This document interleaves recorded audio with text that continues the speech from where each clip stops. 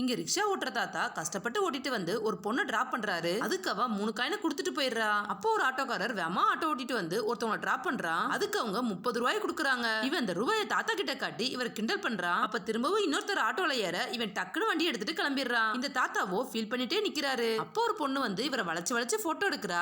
அப்புறம் அவ தாஜ்மஹாலுக்கு கூட்டிட்டு போக சொல்லி கேக்குறா. பார்த்தா அது மலை மேல இருக்கு. அவர் இந்த பொண்ணு குண்டா இருக்கத பார்த்துட்டு இவள மேல வர கூட்டிட்டு போகணுமா நினைச்சு ஷாக் ஆகுறாரு. பட் அவர் முடியாதுன்னு சொல்லாம கஷ்டப்பட்டு இவள ரிக்ஷால கூட்டிட்டு போறாரு. இவர் ஒவ்வொரு அடியா மிதிச்சு மிதிச்சு போகும்போது அந்த ஆட்டோக்காரன் மேலையும் கீழையும் மாறி மாறி ஆளுங்களை டிராப் பண்ணிட்டே இருக்கான். தாத்தா அவனை கண்டுக்காம சைக்கிளை மிதிச்சிட்டே இருக்காரு. அப்போ ஒரு கல்லுல டயர் மாட்டிக்க இவரால அந்த கல்லை தாண்டவே முடியல. இவரும் கல்லை தாண்ட ட்ரை பண்ணிட்டே இருக்காரு. அப்ப அந்த பொண்ணு சாப்பிட்டுட்டு இருந்த பாப்கார்ன் கீழே விழ பார்க்க இவ வேமாத பிடிக்க ஜம்ப் பண்றா. அப்போ ரிக்ஷால வெயிட்டே இல்லாததால இவர் டக்குன்னு அந்த கல்லை தாண்டி போயிடுறாரு. கடைசியில எப்படியோ கஷ்டப்பட்டு மலை ஏறி வந்துடுறாரு. தாத்தாவோ மேல வந்துட்டேன்னு சந்தோஷமா கத்த அப்ப அந்த பொண்ணு இவர்கிட்ட 3 காயினை கொடுத்துட்டு கிளம்பிடுறா. அதே நேரம் அந்த ஆட்டோக்காரன் மறுபடியும் வந்து ரூபாயை காட்டிட்டு இவரை கிண்டல் பண்ணிட்டு போறான். தாத்தாவோ அந்த காசை சந்தோஷமா எடுத்துக்கிட்டு அவர் பண்ற வழியில திருப்தியா இருந்துகிட்டு ஹாப்பியா சிரிச்சுக்கிட்டே போறாரு. அப்ப திரும்பவும் குண்டா இருக்கிற 3 பேரு இவர் ரிக்ஷால ஏற இவரும் ஹாப்பியா அவங்களை கூட்டிட்டு போறாரு. இந்த ஸ்டோரியில ஒரு சின்ன ட்விஸ்ட் இருக்கு. அதை ஃபர்ஸ்டே கண்டுபிடிச்சவங்க கமெண்ட் பண்ணுங்க ஃப்ரெண்ட்ஸ். ஆக்சுவலி அந்த தாத்தா ஓட்டுற ரிக்ஷால ஏறின எல்லாருமே ஃபாரினர்ஸ் தான். அவங்க கொடுத்த ஒரு காயினோட மதிப்பு நம்ம ஊர் காசுக்கு 116 ரூபாய். சோ 3 காயினை வாங்கின தாத்தா தான் ஆட்டோக்காரனை விட அதிகமா சம்பாதிச்சாரு. அதனாலதான் அவர் சாட்டிஸ்ஃபைடா இருந்திருக்காரு.